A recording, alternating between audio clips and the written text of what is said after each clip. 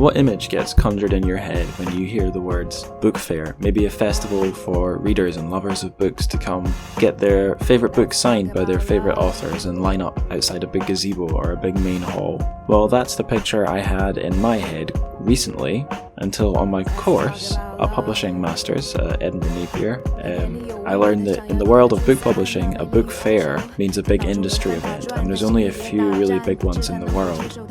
And as part of my course, I was recently at one of them, the London Book Fair, and you may not be surprised to know I went on a little bit of a hunt for kind of all things Chinese or Chinese language at the book fair, and I wasn't disappointed and had a really great time, so I thought I would make this 4th episode of the show about it. So, let's crack on. I'm Angus Stewart, and you're listening to the 4th episode of the Translated Chinese Fiction podcast. So before we launch right in, I'd like to give you guys a full picture of our show's online presence, just so you know what to share to your friends. So the show's hosted on SoundCloud, and that's where our RSS feed is drawn from. But we've got we're listed on quite a lot of the other podcasting platforms, probably just about all of them now. So if SoundCloud's not your cup of tea, and that's where you're listening right now, well, you can do better, because you could listen to us on Spotify, or you could subscribe to us through iTunes. Android users could get to us through just about any of the big podcast apps. I'm a Player FM user, so I always make sure that Player FM is listed and updated with every new episode and all the details. Google Podcast has us. Google Play Podcasts for people in the US, that should have us now. If there's any podcast provider you use that doesn't seem to have us, let me know and I will make sure that we get listed there. There's also an Instagram account, and I'm an Instagram addict, so if you want to follow us on Instagram, that's the best place to kind of get updated with what I'm up to, what's coming up in the next show, how progress is going. So anyway, the Instagram handle it's a little bit of a tricky one, Trchfic, because I couldn't put the full name of the show. So TRCHFIC, TR for translated, CH for Chinese, FIC for fic. That's the Instagram. I've made a page on my main website. My main website is dustsymbols.tumblr.com/hello, and there's a page on there for the show. I'm going to be expanding that in the near future.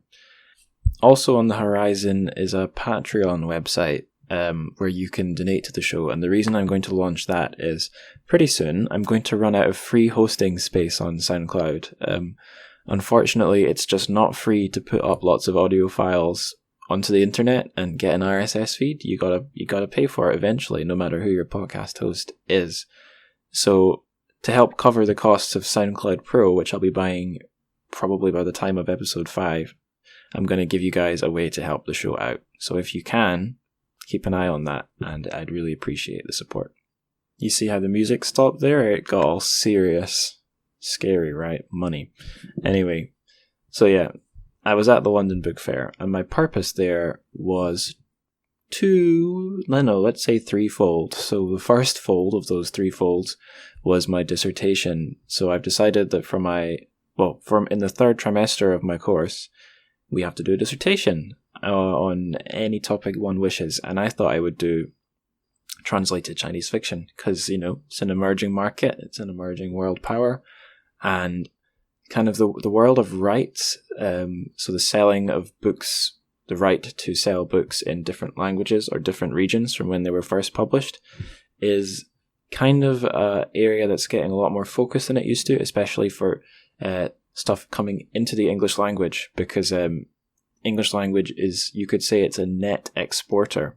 A lot of books get translated from English and sold in other languages around the world, but there are not so many imported books from foreign languages, especially non-European languages, and it means there's a big gap in what native English speakers read. So any study in this area, I think, is going to produce fruits and be worthwhile. So that's the first fold. The second fold was for this podcast. I wanted to see what I could learn, any juicy nuggets, talk to anyone interesting, and I did talk to some cool people. I'll get onto that. Third fold was just it gave me a purpose and something to follow according to my interests, because at these book fairs, there's a lot of agents and publishing companies and professionals, and they all want to be spending their time doing deals for the most part. And if you're just a student, you are not the priority. It's not for you, and you might have trouble catching people's attention. But if you've got some sort of a mission, and some kind of an elevator pitch of yourself. So mine was, hi, I'm a master's student at blah blah university. I'm planning to do this blah blah dissertation. Can I ask you some quick questions? That's usually, if you're polite and friendly and seem really interested in whoever you're talking to, that worked. If I'd just been going up to random companies and saying, hi, what do you do? I'm a student, they might have brushed me off a little bit more. So I had quite a positive experience going around chatting to all these people with actual jobs and handing out my business card and trying to plug the podcast as much as I could, like the soulless individual I am. And yeah, it worked well. So I'll tell you that the first part of this tale involved myself and all my course mates looking at the London Book Fair website and thinking, oh my goodness, what do we do at this place?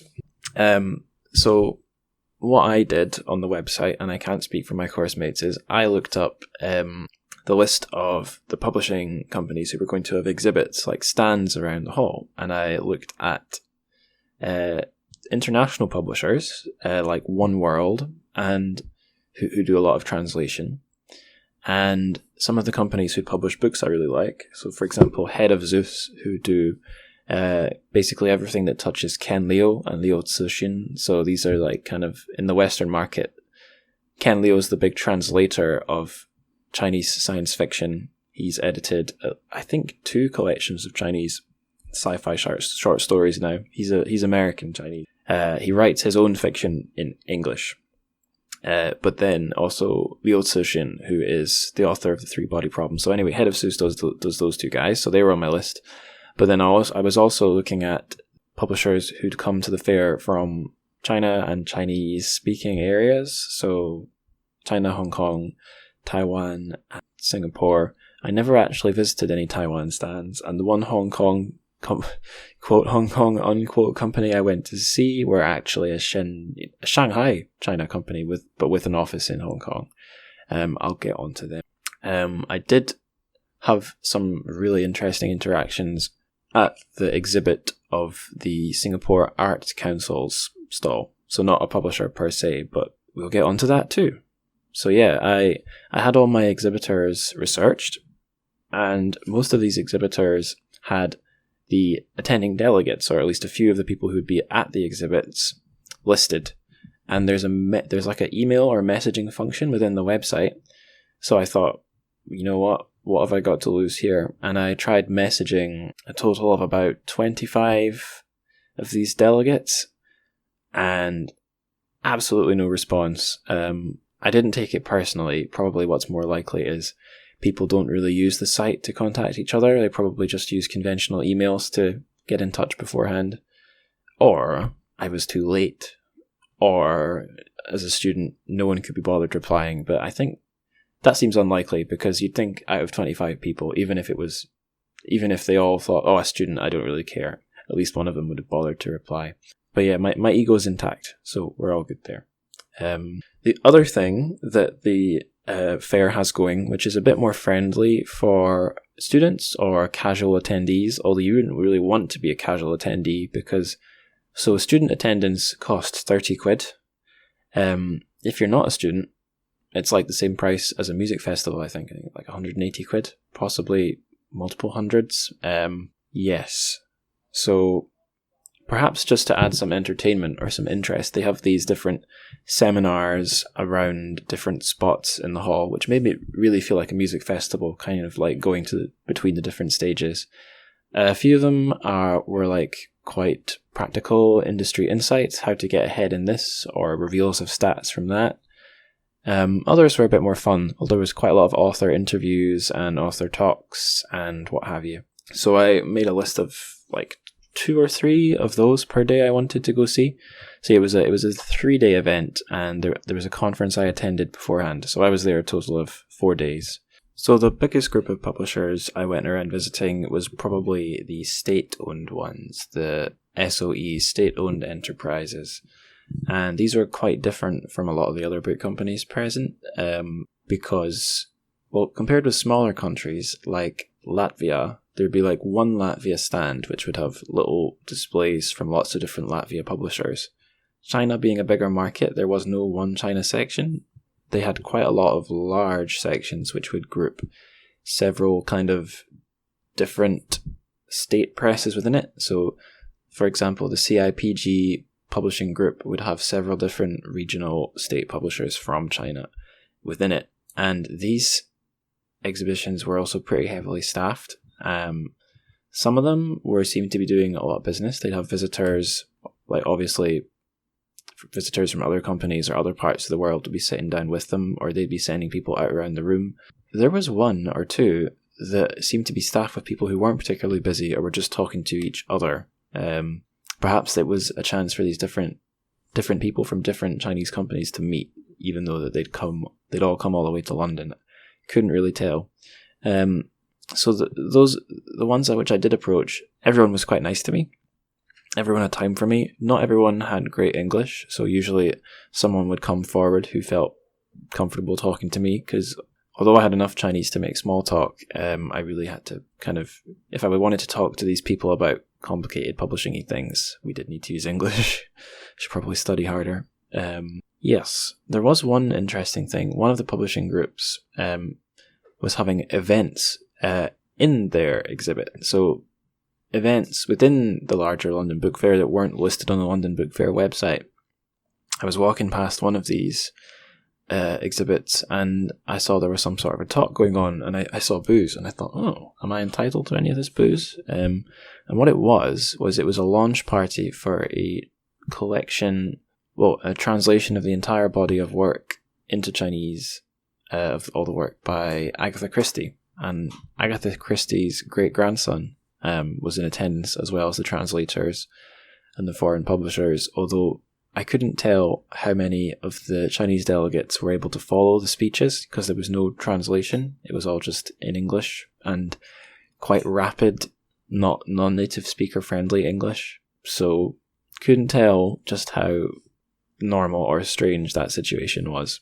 One thing I noticed about these state publishers is quite a lot of the books they were selling perhaps did not look very appealing to foreign publishing companies who are, they're only going to buy a book from these guys if they're going to turn a profit and generate interest. And a lot of the books the state publishers had on display were academic things about like finance, economics, the governance of Chinese regions, quite a lot of books on the Communist Party and its like structure and history and whatnot. And although these topics could be of interest to Western readers, I just don't think they're going to buy a book on such a topic published by a Chinese state publisher because, how reliable is that going to be apart from to give you one particular perspective? The interesting books these companies had would tend to be like their history texts or they did have some interesting fiction. I've got a message there from a fan. He's bugging me. Stop bugging me. It's Alex from Australia bugging me there. So they did have some interesting books for adults, but I would say these were in the minority. There was a couple of the publishers who just had row upon row of Xi Jinping's book, The Governance of China. That didn't seem like a commercial move. That seemed like face, just saying, hi, we're here, this is us. Whether the publisher wanted to do that or not is a question. I suspect they probably did, but that's just speculation. Yes. I did notice that from speaking to some of these delegates from these SOEs, and from just kind of watching where they were going, they seemed to be very interested in buying in educational books, particularly books on learning English, but also lots of other topics. There seemed to be a faith in Western textbooks on particular subjects. Also children's fiction. There was an interesting talk an Indonesian author gave about the views in Indonesian society about how children's fiction should be for kind of moral instruction more than enjoyment, although there's been recently an address to balance the two, and I had a really interesting conversation about that with a guy whose business card I have, but whose name I don't immediately recall, from one of the Chinese state publishers. And he said he thought they were really interested in buying and selling children's fiction in of and out of the Chinese language and China, because of its usefulness for raising children and, giving them some ideas. And I suggested, it's also good to help children appreciate books rather than just, and he agreed. And we agreed that, the story needs to be interesting and exciting as well as moral. So although in certain parts of the world, that kind of balance towards informing children versus entertaining them is tipped one way, I think basically people have the same understanding that a children's book should teach your kids something, but if it's not a fun book and they don't enjoy it, then it's kind of a wasted mission. A little global consensus for you there. So that's the state publishers. And next thing I'll talk about was another state company, but a much more interesting one. I think they were government funded rather than government guided, let's say. They were called the Arts Bridge, and they were a project, I believe they were launched by Guangxi Normal University, so university from the south of China, but based in Shanghai. And they were selling arts books by various Chinese artists.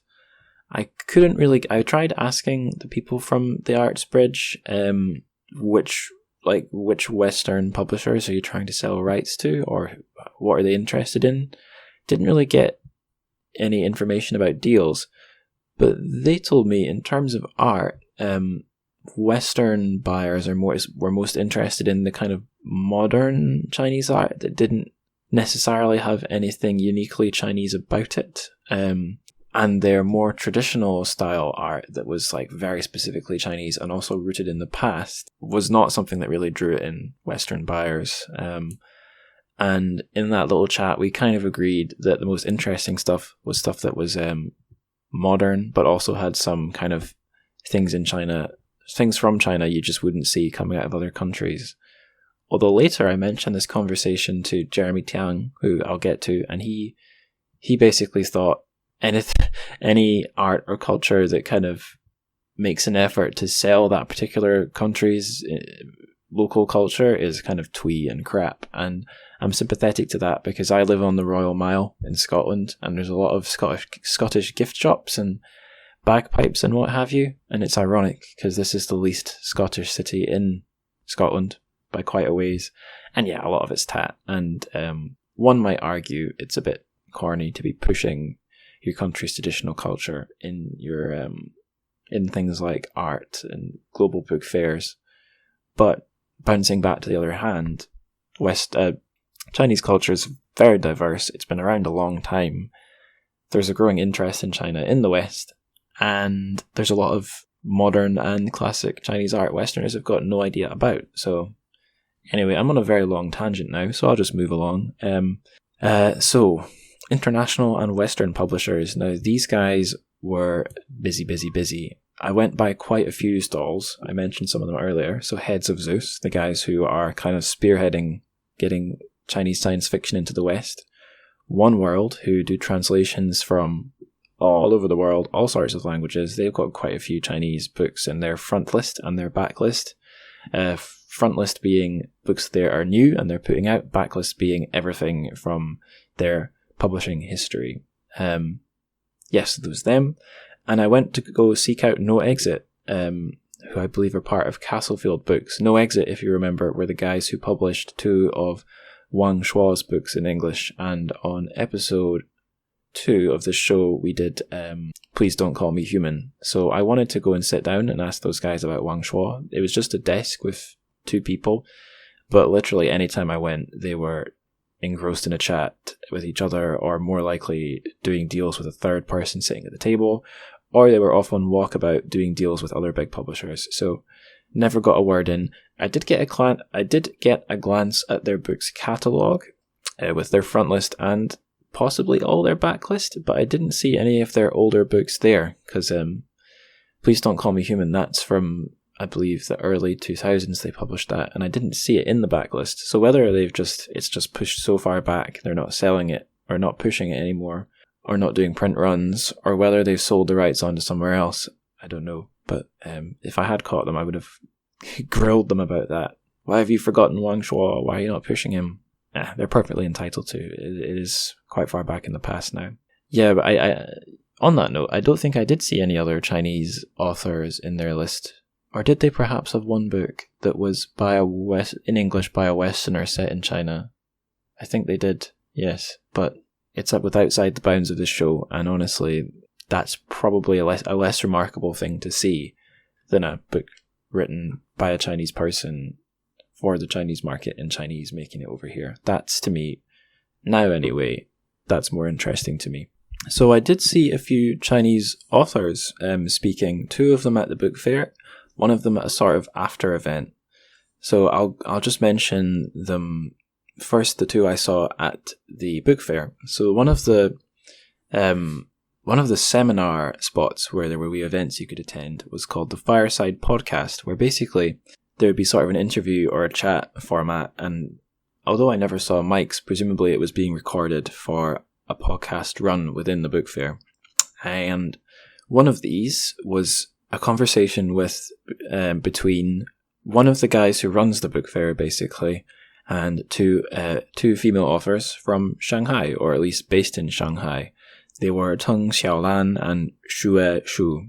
Don't know what the tones are, I only have the pinyin without tones, so do correct me if I said those wrong. So this chat was an interesting one, because it was done through a translator, and the guy conducting the interview, so bear in mind, I was attending this book fair as someone from outside the industry, coming into the industry, and someone from Scotland coming down to London, and I'm certainly not from the working class, but you do feel at times you're walking into another world where this guy, oh, hello there, ladies, I'm conducting this interview, just literally sounded like that.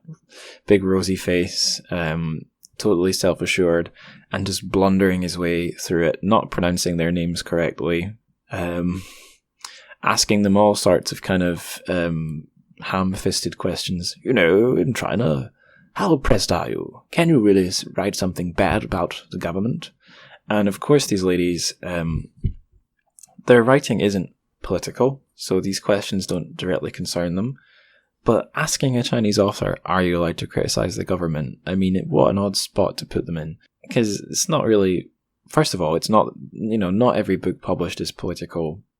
Even if it's a country which is not free, not every author automatically thinks, I must rise up. It's not how it works. And do you really think these Chinese authors are going to take this moment at this podcast recording at the book fair to say, yes, it's so awful, we're oppressed? Because they've got to go back to China. These 2 ladies were part of the Chinese Writers Association, so they've got a salary through them, and they've been published in several Chinese journals.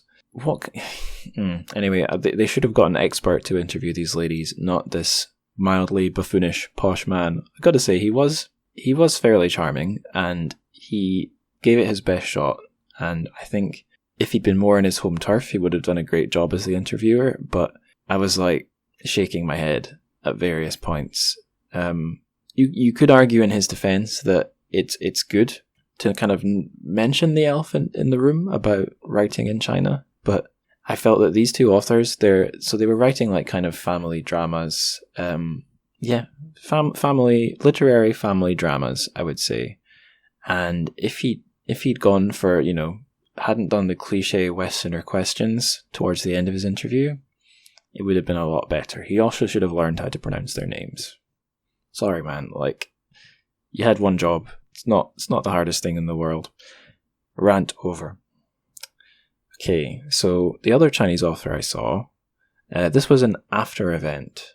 It was held at the Guanhua Bookstore in London's Chinatown, which, as far as I can gather, is, if not the only, really legit bilingual Chinese and English bookstore in London and perhaps the UK. Certainly seems to be the main one, and that does not mean it's massive at all. It is 2 floors, it is pretty jam-packed with books, but I think it's run out of love, and it hosts lots of different events from both Chinese authors and non-Chinese authors writing about China in both English and Chinese. And after the last day of the book festival? After the last day of the book fair, there was an event held there. So me and my pal, we hopped on the metro down to Chinatown and we attended. So it was an author called Liang Hong with Nicky Harman, who I've mentioned before on the show. I'll be mentioning later on this particular episode, having a chat about Liang Hong's newest book, which is called China in the Liang Village. So Liang Village, just to give you the basic elevator pitch, it's a pseudonym for her hometown, which is a rural community which was kind of facing modernization, I think urbanization or industrialization, perhaps the both of them. And the theme of the novel she kept restating was to give you a sense of the struggles and pressures people are feeling all over the world, not just in rural China or one Chinese village. And it was a very nice talk. Questions from the audience and from Nicky herself were a lot more sensible. I think there was it was also interesting to see, so there were some questions about whether or not Liang Hong had got in trouble writing about some of the more corrupt local officials in this village, and she answered quite a bit more directly than the two ladies had about such questions at the London Book Fair. And I wonder if it was because the questions were phrased more sensibly, or if she just felt more comfortable in this more private environment where people just haven't wandered in because they see an event. It's everyone who has a specific interest in that one event in that bookstore. And also, there's not necessarily going to be, it's not being recorded. It's not within a podcast. So on the way out, I picked up a book I spotted on the shelves. It was Invisible Planets, the collection of Chinese sci-fi translated, collected, edited by Ken Liu.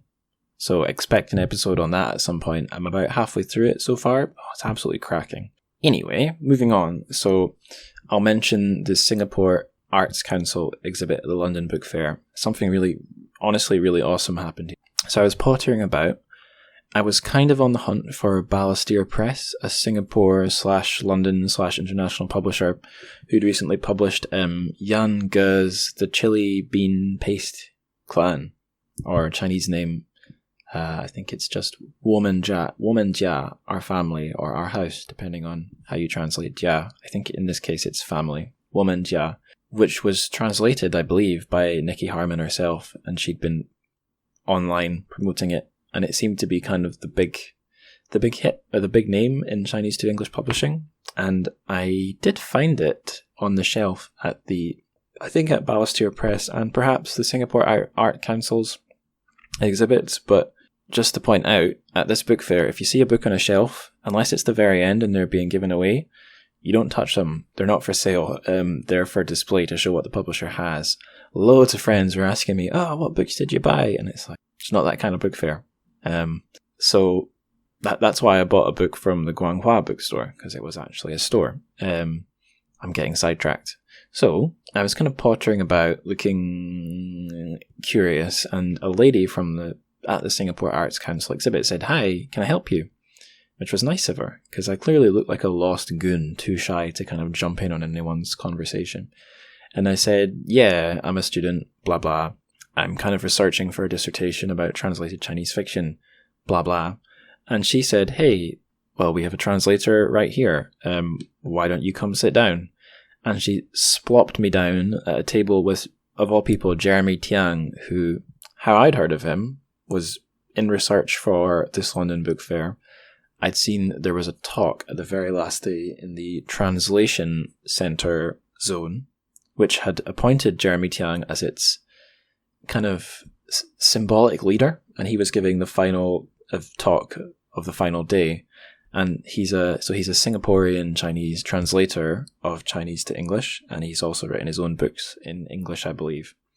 And he's, a respected literary figure. And splat, I just got plopped down right next to him. So I had a chat asking about the best people to seek out or the different kinds of publishers at the book fair. He's a funny guy. I think he's definitely a skeptic or a sarcastic person or a cynic. So like he was the one who made some disparaging comments about the state publishers trying to push traditional Chinese culture. And if you remember a few minutes ago, I compared that to like the gift shops on the Royal Mile here in Scotland, in Edinburgh. He recommended to me Paper Republic, Nicky Harman's website. Did he recommend anything else? I forget what else we talked about. I think I did mention my podcast to him. He politely said interesting, and no more of that. I gave him my card. But yeah, I think he had bigger fish to fry than me, so very grateful he had the time of day for me. So fast forward to catching him at the last talk, and I didn't know Nicky Harman was going to be at the London Book Fair, but heard her name mentioned just over to my left. There she was. So I think clearly I'm mentioning this probably too often, but it was after Jeremy Tiang's event I was able to say hi to Nicky, give her my card, and have a chat. And it seems the end result of that is she posted about this show on the Twitter and Facebook of Paper Republic, her website, and that's got us loads of listeners and views, I think. Certainly there was a big spike right after she did that, so super grateful for that. Yes, so that's everything about Jeremy Tiang and Nicky Harman. And again, honestly, if you want to read some translated Chinese short stories or find lists of Chinese authors, just go to the Paper Republic website. I believe it's paperrepublic.org, or pop it in Google. Awesome website, awesome resource. Yes. So the last thing I want to gush about was a private Chinese company I dropped by, who I mentioned before here and on the Instagram account, and I'm probably going to do an episode on, probably on one of their books. So they're called Web Novel. And what they do, well, first of all, I'll explain. They are kind of under the umbrella of Tencent, a Shenzhen-based company who are most famous for being the guys behind WeChat, the Chinese messenger app that pretty much everyone in China has. If you've been there, you'll know about it. If you've got Chinese pals, you'll probably know about it. So Tencent has, in its holdings, a online light novel platform called Qidian, where Chinese online writers put their kind of online fan fiction or genre fiction. If you've ever been on Wattpad or fanfic.